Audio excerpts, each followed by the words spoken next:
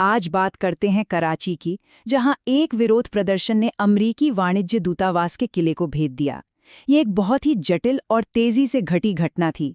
तो चलिए इसकी तह तक चलते हैं। इस पूरी कहानी की शुरुआत होती है एक नंबर से 12। एक हिंसक टकराव में 12 लोगों की जान चली गई। देखिए, यह हेडलाइन, कराची में 12 की मौत, अमेरिका के मरीन गार्ड्स ने खामेनेई समर्थक भीड़ पर गोली चलाई। ये तो घटना का अंजाम बताती है, लेकिन सवाल ये है कि बात यहाँ तक पहुंची कैसे। इसे समझने के लिए हमें कहानी की परतों को एक एक करके खोलना होगा। तो ये सब कुछ हुआ पाकिस्तान के एक बहुत ही अहम शहर कराची में। और कराची कोई मामूली शहर नहीं है, ये पाकिस्तान की फाइनेंशियल कैपिटल है, सिंध प्रांत की राजधानी भी, और यहीं पर अमेरिकी वाणिज्यिक दूतावास मौजूद है। मतलब यहाँ होने वाली किसी भी बड़ी घटना का असर पूरे देश पर पड़ता है।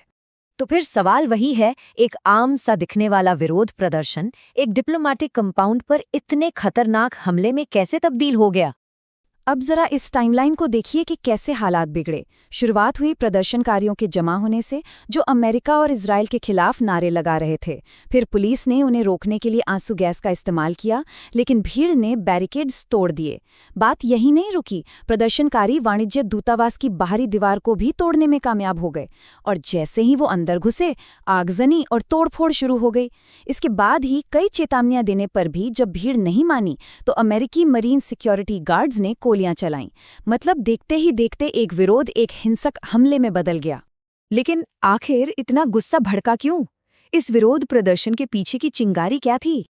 इसकी वजह थी एक खबर जो दुनिया के दूसरे कोने से आई थी, ईरान के सर्वोच्च नेता अयातुल्ला खामेनेई की कथित हत्या की खबर। अब देखिए, दुनिया भर के शिया मुसलमानों के लिए ईरान के सर्वोच्च नेता एक बहुत बड़ी धार्मिक हस्ती हैं। तो इस खबर के आते ही सिर्फ पाकिस्तान में ही नहीं, बल्कि इराक, लेबनान और यहाँ तक कि भारत के कुछ हिस्सों में भी जोरदार विरोध प्रदर्शन शुरू हो गए। और इन सभी प्रदर्शनकारियों का मानना था कि इस हत्या के लिए अमेरिका और इजराइल जिम्मेदार हैं। और यहीं से ये बात साफ होती है कि पाकिस्तान में रिएक्शन इतना ज्यादा तीव्र क्यों था। बात यह है कि ईरान के बाद दुनिया की दूसरी सबसे बड़ी शिया आबादी पाकिस्तान में ही रहती है। और ये आबादी छोटी मोटी नहीं है, करीब 3.5 से 4 करोड़ लोग। तो पाकिस्तान के अंदर इस समुदाय का जो पैमाना है वो बहुत बड़ा है। और कराची, जहां अमेरिकी वाणिज्य दूतावास है, वो पाकिस्तान के शिया समुदाय का एक बहुत बड़ा केंद्र है।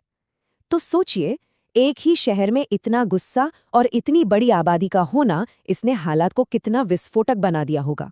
तो ठीक है, जो हुआ वो एक त्रासदी थी, लेकिन इस घटना के मायने क्या हैं? इसके दूरगामी असर क्या हो सकते हैं?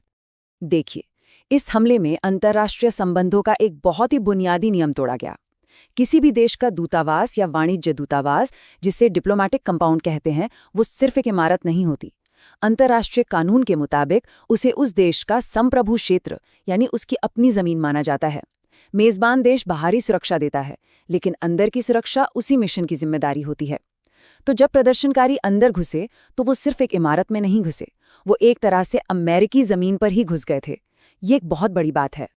और इस एक घटना के कई बड़े परिणाम हुए।